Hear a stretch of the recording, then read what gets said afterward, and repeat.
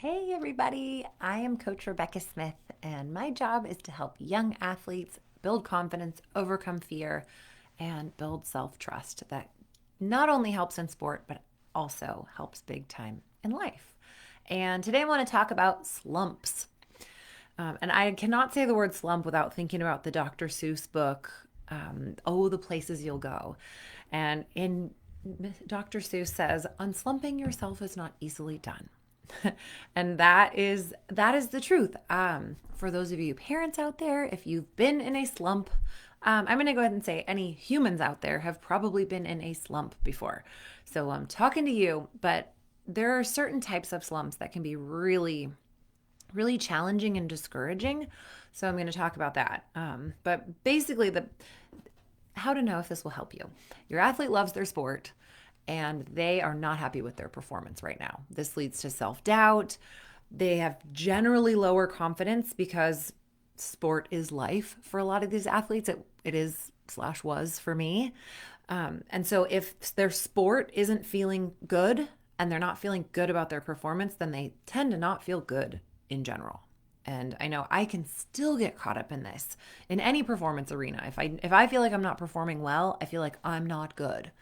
So that's a whole nother story. But anyway, I want to talk to you about how to get happy again, first of all, and then how to get through the slump. And it's a 3-step process. It is not easy, but it's simple. It's simple. And if you follow this process, you will get out of a slump.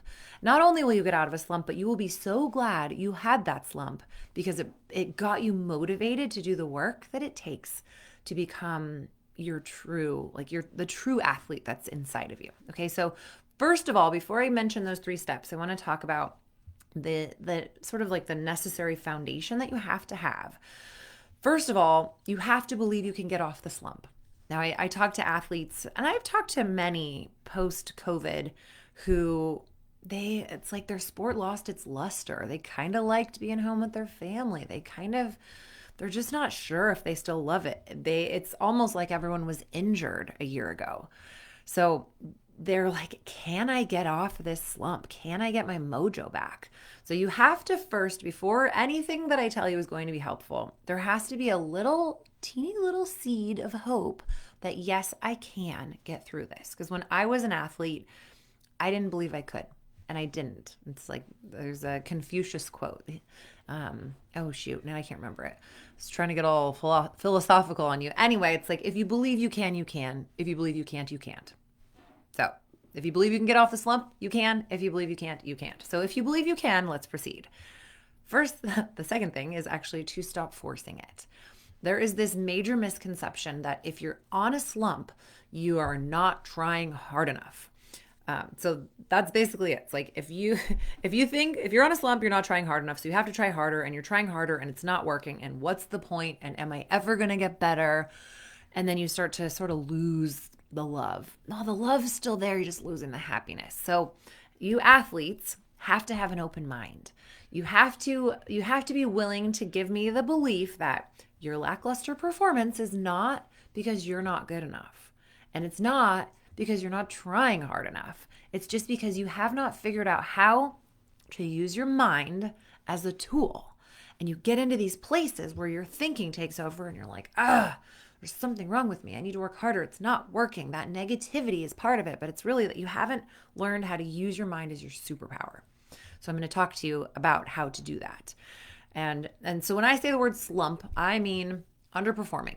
Okay, this could be due to mental blocks. It could be performance anxiety. It could be setbacks like having to quarantine, low self-confidence. It can be a slump, just feeling like, maybe I'm just not good enough.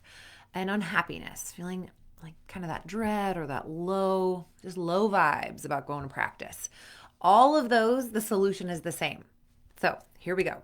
There are 3 steps to unslump yourself. The first step is you have to gain awareness.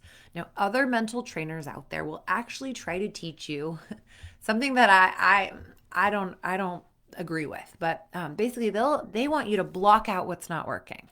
Just like distract yourself, trick yourself, come up with a little thing that you do that makes it so that you don't think about what's not working.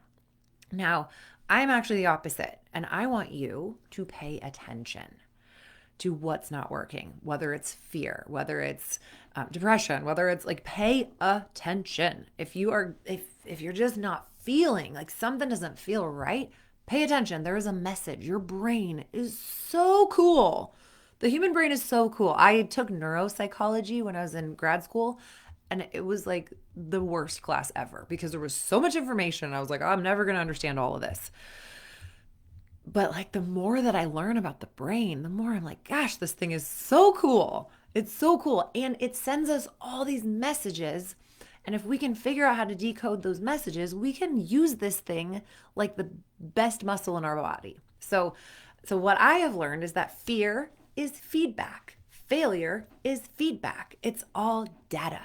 You're getting information all the time that will help you to be an amazing athlete. And those bad days, bad weeks, bad months, bad years are full of amazing, helpful information that can allow you to rise to your potential, to be the champion that you want to be. So here's the problem.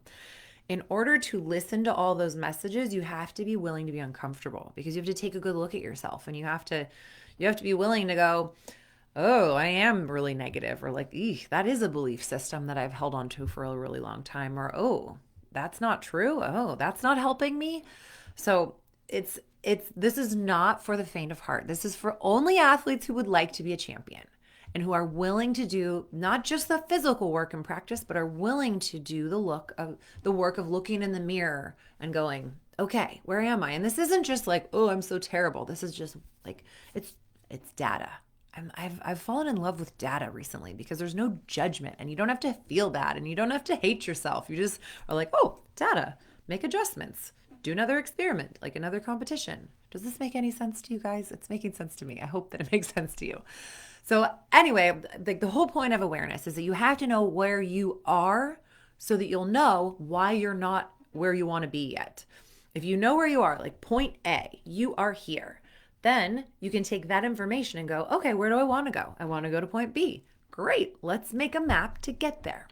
And so that's the second step. Once you have really gotten some good awareness, you go into step 2, which is confidence building. And that is the path between A and B, that you're building your ladder to success. Now there are 6 ways to build confidence and infinite ways to destroy it. So that's why confidence is such a tricky little beast. I'll tell you real quick, like the 6 ways to build it. And these are all the ways that within Perform Happy, my mental training program, we are constantly using all these different 6 ways to build it. But if that's all you're doing, you're not gonna stay confident because you have to stop undermining your confidence. Okay, so the ways that you build confidence: pulling from past successes, taking control of the way your body feels. So there's certain things that you can control that allow your body to feel ready and optimized. The images you see in your head, the way that you talk to yourself and the way that others talk to you, your mood and your emotions, and how you relate to the successes of others. That's how you build confidence, okay, in a nutshell. And there's some really specific ways that you can use all of those facets to build super strong confidence. However, there's this one tricky little thing that is always undermining confidence, and it is fear. Okay? Perfectionism, overtrying, overly focusing on outcomes, those are all things that I see destroying performances, and they're all fueled by fear of failure. Then there's the lack of communication with coaches or lack of collaboration with coaches, which I see leading to all kinds of confidence issues. And that is fueled by the fear of not being liked, by the fear of looking stupid, by the fear of being embarrassed. Essentially, all slumps are caused by fear. Great, right? So the good thing about fear and confidence is that they are opposites. So if your confidence is up, your fear is down. If your fear is up, your confidence is down. So if we are doing the twofold job of boosting confidence and addressing those fears that you figured out when you were in the awareness phase of like, oh, I really am afraid of failure, or I really am afraid of being embarrassed, or I really don't want to sound stupid. If you can look at those fears and be like, okay, let's work with this. Let's take this feedback and let's work with it. Then all that confidence work you're doing will stick. So, and it allows you to start focusing on what's possible rather than avoiding what you're afraid of. So then, once you've done the work in the confidence training to eliminate your fears, to build your confidence in a way that you can duplicate, so you know what makes you tick because you're aware, you know what works for you and what doesn't. Then we can go into phase 3, which is my very favorite part. The third step to getting yourself out of a slump, and I mean like I'm going to be bold and say like permanently. If you can get into this one, you will be out of the slump. It's self-trust. So it's one thing to kind of know how you tick. It's another to know how to build your confidence. But this is where other mental trainers leave this piece out too. You got to be able to let it happen. You might be completely able to do the skills to perform at an optimal level, but if you don't have the skill of self-trust, you won't be able to let it happen. And you'll be ruled by expectations. You'll be crushed by pressure. You'll have what if thoughts that come in and steal your thunder. So if you could let go of those expectations, if you could let go of the weight of pressure and allow it to be the exhilaration of a challenge. If those what if thoughts were like, what if this is awesome? If you were no longer afraid of failure, if you could just focus purely on execution, strategy, letting go of those little nitpicky what if thoughts or trying to force it or try to be perfect. If you weren't, you would be free to just perform. So the ultimate outcome for me is when you get through that trust phase is that you know everything's as it should be, for better or for worse. You know that the successes and failures are equally valuable to your success in sport and in life. You know that you're on the path to success, even if your path is meandering and it looks like you're backtracking. You know you're on the path and you know that you're moving forward and you can trust it. And you'll always continue learning from it. You keep marching, you keep working because you have a choice. You choose to be there. You have the grit that keeps you going, and you have this faith in yourself and your training that you can absolutely do it. And you know where point A is, you know where point B is, you know how to walk there. And when you get there, you know how to let it happen. Oh, so good. So I know I just threw like so much information at you. So what I want to do is invite you, if you are like, tell me more, I want to invite you to a free training that's all about how to break the fear cycle and build lasting sport confidence. It goes into detail about those 3 things I talked about. I hope that you'll join me there. It's completeperformancecoaching.com/training is where you can go to register for that free training. It's for parents and athletes to attend together. And if you are experiencing a slump, I strongly recommend, I know that an hour to watch a training is an insane amount of time for a sport family, but I promise you it will be worth your while, that you will take away something that will help you to get into whatever phase you need to be in next. So again, that's completeperformancecoaching.com/training. Check it out, and I will see you again soon. Bye.